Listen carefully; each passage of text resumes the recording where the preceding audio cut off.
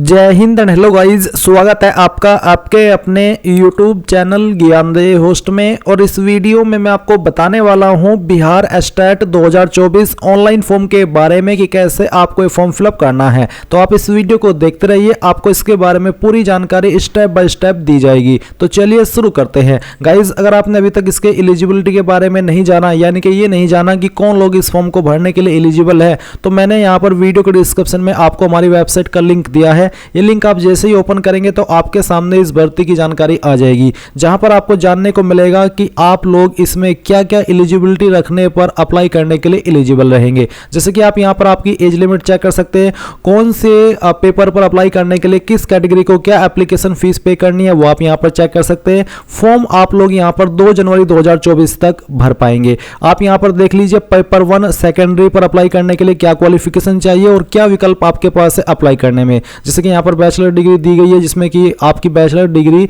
Related subject में 50% के साथ में होनी चाहिए एंड आपके पास बीएड एग्जाम पास भी होना चाहिए। अगर ये नहीं है तो सेकंड विकल्प आपको ये वाला दिया है, फिर तीसरा विकल्प ये है, फिर फोर्थ विकल्प ये है। तो इस तरह से आप यहाँ पर आपके पेपर 1 एंड पेपर 2 की जो अप्लाई करने की एलिजिबिलिटी है वो यहाँ से चेक कर सकते हैं। एंड फीस भी वेरीफाई करेंगे, मिनिमम एज लिमिट क्या है, मैक्सिमम एज लिमिट क्या है वो आप यहाँ पर चेक कर सकते हैं। क्या क्या डॉक्यूमेंट की आवश्यकता आपको यहाँ पर अभी इस फॉर्म को भरने में पड़ेगी वो आपको यहाँ पर देख लेना है। तो ये सभी जानकारी चेक करने के बाद में गाइज आप यहां पर आएंगे इंपोर्टेंट लिंक के सेक्शन में और आपको यहां पर अप्लाई ऑनलाइन लिंक ओपन करना है। अप्लाई लिंक ओपन करने के बाद में गाइज आपके सामने कुछ ऐसा इंटरफेस आ जाएगा जैसा कि आप यहां पर वीडियो में देख सकते हैं। गाइज अभी अभी आपका लिंक एक्टिवेट हुआ है और मैं आपके लिए वीडियो रात में ही बना रहा हूं स्पेशल एफर्ट करके। तो अगर आपको भी लगता है कि मैं आपके लिए कोई स्पेशल एफर्ट कर रहा हूं, आप देख भी सकते हैं कि यहां पर रात के 12:24 हुए हैं और फ्राइडे 15 दिसंबर 2023 है। ये रियल टाइम में आपको दिखा रहा हूं और इसीलिए दिखा रहा हूं ताकि आपको लगे कि मैं आपके लिए कोई स्पेशल एफर्ट कर रहा हूं। अगर आपको लगता है तो वीडियो को लाइक कर दीजिएगा,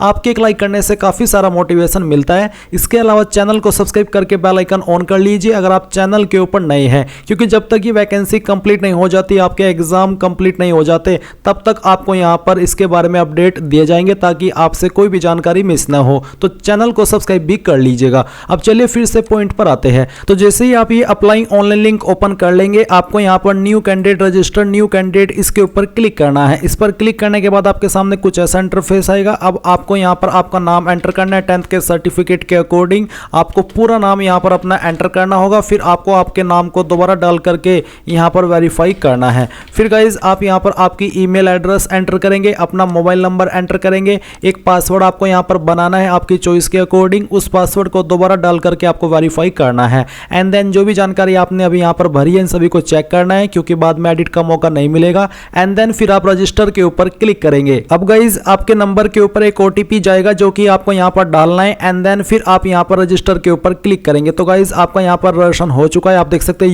यूजर रजिस्टर्ड सक्सेसफुली। अब आपको यहां पर लॉगिन करना है। तो आप यहां पर जो भी नंबर आपने यहां पर रजिस्टर किया है फोन का वो यहां पर डालेंगे, जो पासवर्ड अभी आपने बनाया है वो आप यहां पर डालेंगे एंड देन लॉगिन के ऊपर क्लिक करेंगे। लॉगिन करने के बाद में यहां पर आपके सामने कुछ ऐसा इंटरफेस आएगा। अब आप यहां से इसको ओके कर दीजिए और ओके करने के बाद में आपके सामने यहां पर आ रहा है कि ओनली फॉर पेपर फर्स्ट, यानी कि आपको किस पर अप्लाई करना है। पेपर फर्स्ट जो कि क्लास से 9-10th के लिए है एंड पेपर 2 जो कि 11 से 12th के लिए है, या फिर दोनों। तो आपकी चॉइस है, आपको जिस पर भी अप्लाई करना है वो आप यहां पर टिक कर सकते हैं। अगर दोनों के ऊपर आपको करना है तो आप यहां पर थर्ड वन ये वाला ऑप्शन टिक करेंगे। तो चलिए यहां पर मैं दोनों अगर आप सिलेक्ट कर लेता हूं ताकि आपको बता पाऊं अच्छे से कि कैसे आपको फॉर्म को भरना है। या फिर एक काम करते हैं, हम पहले यहां पर पेपर फर्स्ट पर अप्लाई करके दिखाते हैं एंड फिर एक और वीडियो में आपके लिए बना दूंगा जिसमें मैं मेनली बताऊंगा कि पेपर 2 पर आपको क्या अप्लाई करना है। एंड फिर थर्ड वन वीडियो इस बारे में आ जाएगी कि जिनको दोनों के लिए अप्लाई करना है वीडियो कैसे करेंगे, आपको ताकि फिर सरल वे में बहुत ही अच्छे से आकर आपको समझाई जा सके। इसलिए हम यहाँ पर काफी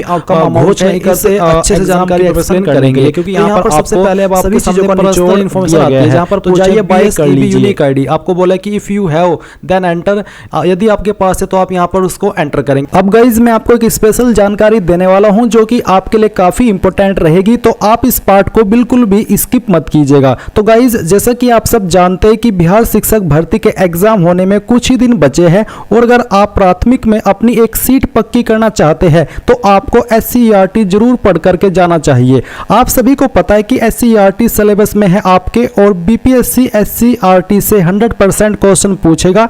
ऐसे में अगर आप अभी से SCERT पढ़ लेते लेते हैं तो आप अपनी एक सीट पक्की कर सकते हैं। तो आप सभी की सुविधा के लिए एमएमबी टीचिंग पॉइंट की तरफ से जो 23 बुक्स एससीईआरटी की है क्लास फर्स्ट से क्लास 10 तक की, उनका एक जो निचोड़ पीडीएफ है वो तैयार कर लिया गया है। जी हाँ, आपने सही सुना, और ये निचोड़ पीडीएफ आपको मात्र 199 रुपए में सिंगल ई बुक के रूप में आपको मिलने वाला है। जी हाँ, आपने सही सुना, मात्र 199 में, कोई बड़ा अमाउंट नहीं है। एंड यहाँ पर गाइज इसके अंदर आपको काफ़ी कुछ मिलेगा, ऐसा नहीं है, क्योंकि जैसे कि मैंने कहा कि एक निचोड़ है आपका 23 बुक का, तो आप ये बुक ई बुक परचेज करके आपकी जो प्रिपरेशन है उसको बहुत ही तेज कर सकते हैं, क्योंकि यहाँ पर आपके ये काफ़ी काम आने वाली है। एंड गाइज मैं आपको बता दूं कि अगर आप एससीईआरटी की कंप्लीट बुक को बाय करना चाहते हैं तो उसे भी बाय करने का लिंक इस वीडियो के डिस्क्रिप्शन में दिया है, आप वीडियो का डिस्क्रिप्शन जरूर चेक कीजिएगा। इसके अलावा गाइज अगर आपको ये जो पीडीएफ है ये बाय करने में या फिर कोई भी प्रॉब्लम आ रही है तो ये जो व्हाट्सअप है आप इस पर मैसेज करके डायरेक्टली हेल्प ले सकते हैं किसी भी तरह की, और व्हाट्सअप से भी आप इसको परचेज कर सकते हैं।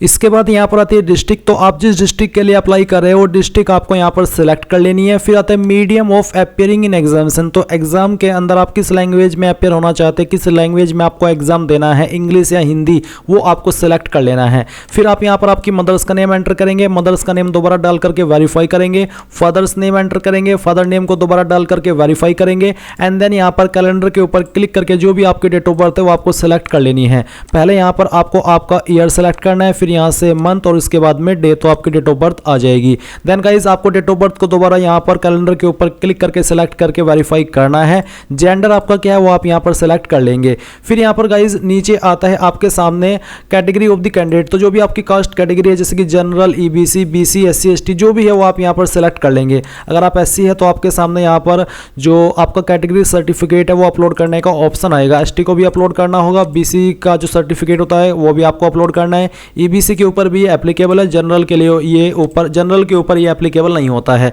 तो अगर आप इनमें से जनरल के अलावा अन्य कैटेगरी से है तो आपको यहाँ पर कंफर्म, पहले तो अपनी कैटेगरी कंफर्म करनी है दोबारा सेलेक्ट करके, और फिर जो आपका कैटेगरी सर्टिफिकेट है वो भी आपको अपलोड करना होगा। नेशनलिटी आपकी इंडियन रहेगी। फिर आपसे पूछे are you a domicile of Bihar state, क्या आप बिहार स्टेट के स्थायी निवासी है, अगर हाँ तो आपको यहाँ पर यस करना है, नहीं तो आप नो करेंगे। अगर आप है बिहार से तो फिर आपको आपका डोमिसाइल सर्टिफिकेट भी अपलोड करना है। इसके बाद में आता है do you belong to differently abled category, क्या आप विकलांग कैटेगरी से बिलोंग करते हैं, अगर हाँ तो यस, नहीं तो आपको नो करना है। अगर हाँ तो फिर आप यहाँ पर आपकी डिफरेंट एबल्ड कैटेगरी सेलेक्ट करेंगे और साथ ही आपका सर्टिफिकेट भी अपलोड करेंगे। अगर आप विकलांग नहीं है तो आप इसमें नो कर देंगे। फिर आपको यहाँ पर बताना कि क्या आप एक्स सर्विसमैन है, अगर आप है तो आप यस करेंगे, नहीं तो आपको नो करना है। फिर आती है आपके सामने क्वालिफिकेशन की जानकारी, तो सबसे पहले आपको 10th की इंफॉर्मेशन भरनी है।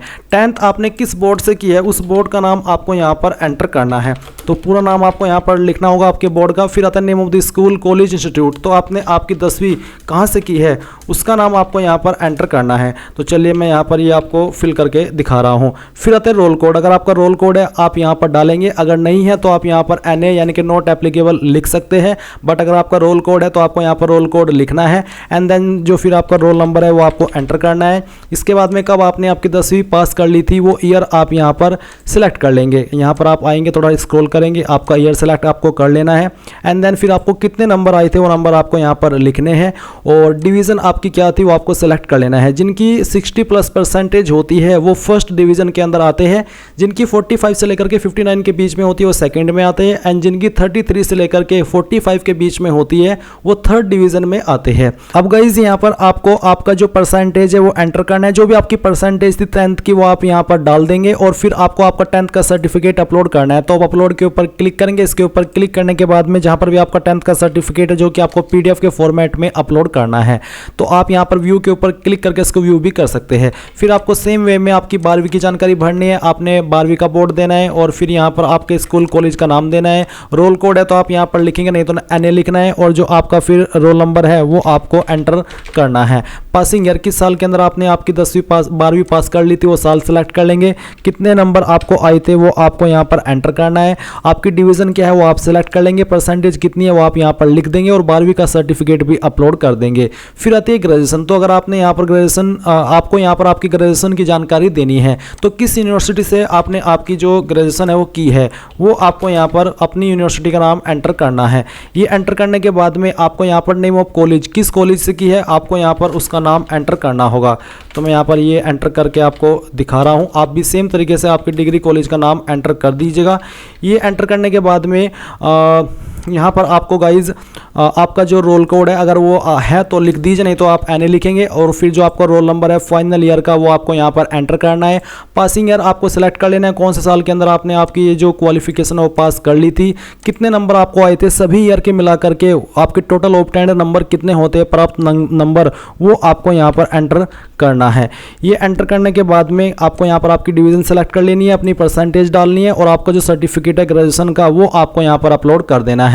अगर आप यहाँ पर सभी ईयर की मार्कशीट भी देना चाहे आपके ग्रेजुएशन की तो आप उनको PDF के फॉर्मेट में तो अपलोड कर ही रहे हैं, तो सभी इमेज को लेकर के एक PDF में कन्वर्ट करके यहाँ पर आपको अपलोड करना है।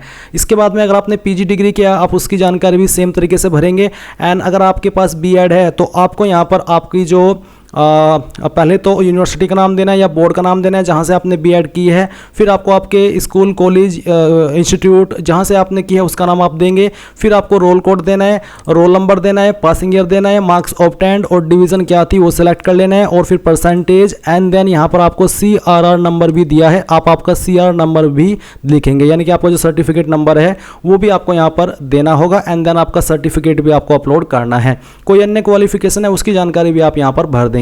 फिर आता है subject for test paper first. तो यहाँ पर पेपर फर्स्ट के लिए आप यहाँ पर सब्जेक्ट अपना सेलेक्ट कर लीजिए। अब आपको बैंक अकाउंट की इन्फॉर्मेशन देनी है, जहाँ पर आपको bank candidate name as per bank account के अकॉर्डिंग आपका नाम क्या है, यानी कि आपका खाते के अंदर कौन सा नाम है, सेम नाम आपको यहाँ पर लिखना है।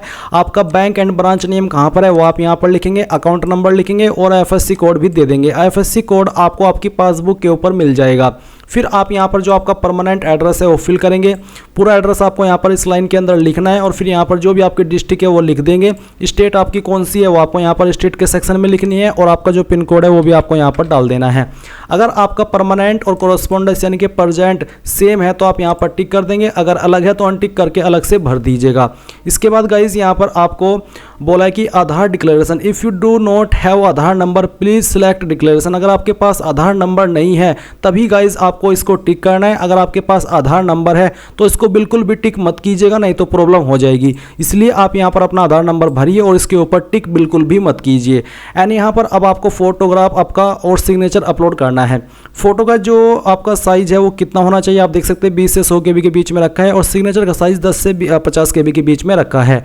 तो आप यहाँ पर आपका जो फोटो है वो अपलोड करेंगे तो अपलोड के ऊपर क्लिक कीजिए। जहाँ पर भी आपकी फोटो फाइल है वो आपको सेलेक्ट करनी है, यहाँ से ओपन कर लेनी है। एंड इसके बाद में गाइज आपका फोटो अपलोड हो जाएगा। फिर आपको यहाँ पर आपका सिग्नेचर अपलोड करना है, जहाँ पर सिग्नेचर की फाइल है सेलेक्ट कीजिए, ओपन कीजिए, आपकी फाइल यहाँ पर अपलोड हो जाएगी।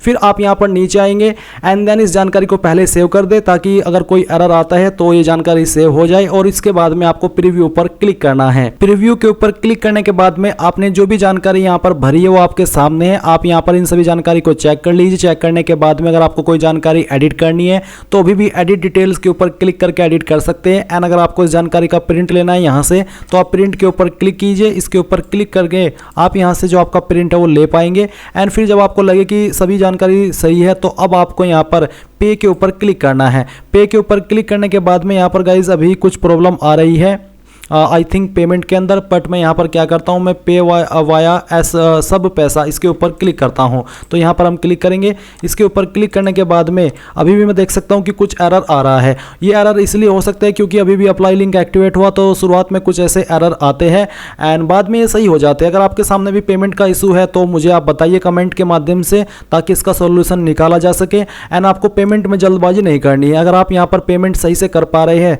और आपकी फीस अकाउंट से कट हो जाती है और और यहाँ पर अपडेट नहीं होती तो आपको दोबारा से फीस जमा नहीं करनी है। आपको कम से कम 24 से 48 घंटे का वेट करना है। इस समय के अंदर आपकी ये फीस या तो अपडेट होगी या आपको रिफंड की जाएगी।